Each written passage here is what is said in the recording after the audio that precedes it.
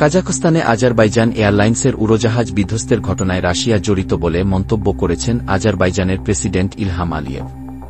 রোববার তিনি বলেছেন, গত সপ্তাহে যে যাত্রীবাহী উড়োজাহাজটি বিধ্বস্ত হয়ে অর্ধশতাধিক মানুষ নিহত হয়েছিলেন, সেই উড়োজাহাজটি রাশিয়ার ভূখণ্ড থেকে ছোড়া গুলিতে ক্ষতিগ্রস্ত হয়েছিল। এর আগে শনিবার রাশিয়ার প্রেসিডেন্ট ভ্লাদিমির পুতিন রুশ আকাশসীমায় বুধবারের মর্মান্তিক ঘটনার জন্য আলিয়েভের কাছে ক্ষমা চান।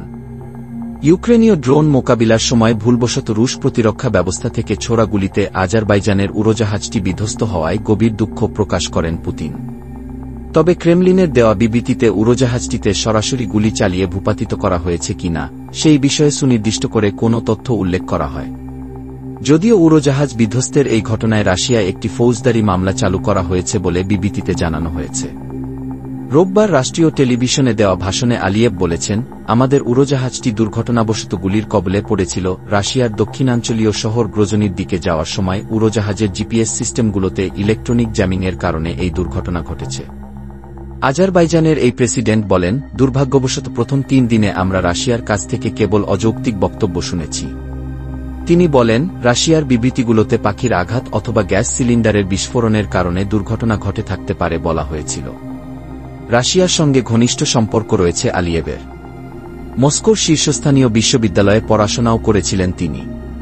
পুতিনের ঘনিষ্ঠ এই মিত্র বলেন, আমরা রাশিয়ার পক্ষ থেকে বিষয়টি ধামাচাপা দেওয়ার সুস্পষ্ট প্রচেষ্টা প্রত্যক্ষ করেছি। উড়োজাহাজ ভূপাতিত করার ঘটনায় রাশিয়া দোষ স্বীকার করবে বলে আশা প্রকাশ করেছেন তিনি। একই সঙ্গে এই ঘটনার সঙ্গে জড়িতদের শাস্তির দাবিও জানিয়েছেন তিনি। ক্রেমলিন বলেছে, রোববারও পুতিন ও আলিয়েভের মাঝে টেলিফোনে আলোচনা হয়েছে। তবে এ দুই রাষ্ট্রনেতার মাঝে কী ধরনের আলোচনা হয়েছে সেই বিষয়ে কিছু জানায়নি ক্রেমলিন। গত ডিসেম্বর মাসের শেষ সপ্তাহে আজারবাইজান এয়ারলাইন্সের এমব্রায়ার উড়োজাহাজটি আজারবাইজানের রাজধানী বাকু থেকে রাশিয়ার চেচনিয়া প্রদেশের রাজধানী গ্রোজনির দিকে রওনা হয়েছিল।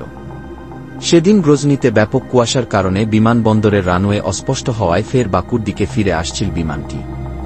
পথে কাজাখস্তানের আক্তাউ শহরে বিধ্বস্ত হয় সেটি। এতে উড়োজাহাজের 2/3 আরোহী প্রাণ হারান।